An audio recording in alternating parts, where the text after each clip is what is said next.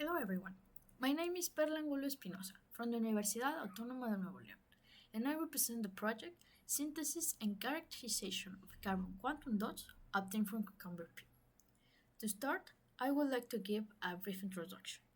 Carbon quantum dots are nanoparticles with diameters between 2 and 10 nanometers whose main property is fluorescence. In recent years, they have attracted great interest due to their size-dependent optoelectronic properties.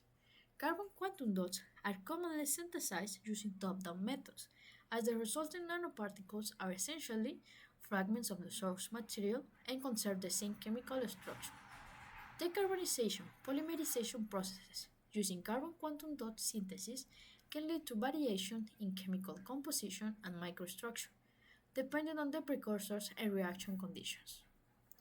In this work, the objective was to use renewable and low-cost biomass, specifically cucumber peel, to produce carbon quantum dots with potential optoelectronic applications.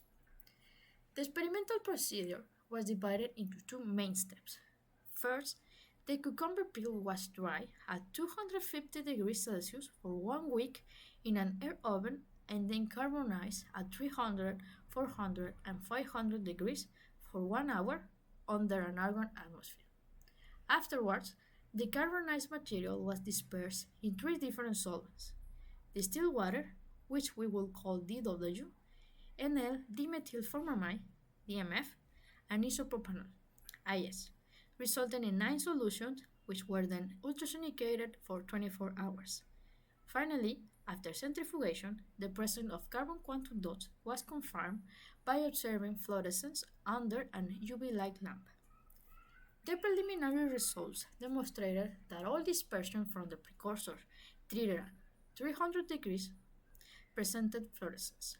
On the other hand, at 400 degrees, only the DMF and IS sample exhibited fluorescence, while at 500 degrees, no fluorescence was observed. To better understand these materials, carbon quantum dots were characterized using UV-Vis, Raman, and HPS spectroscopy. UV-Vis spectra reveal absorption peaks between 210 and 270 nanometers, corresponding to P antibonding transitions of double bonded carbons in sp2 carbon structure. From these spectra, band gaps were calculated using the TAUC method, which were found to be between 2.5 and 3.5 electron volts, a typical range for carbon quantum dots. Notably, carbon quantum dots obtained at 300 degrees had wider band gaps, suggesting a strong quantum confinement and better fluorescence emission. Raman spectra showed the characteristic D and G bands around 1350 and 1580 to 1600 reciprocal centimeters, respectively. The D to G intensity ratio varied depending on the solvent and temperature of the precursor.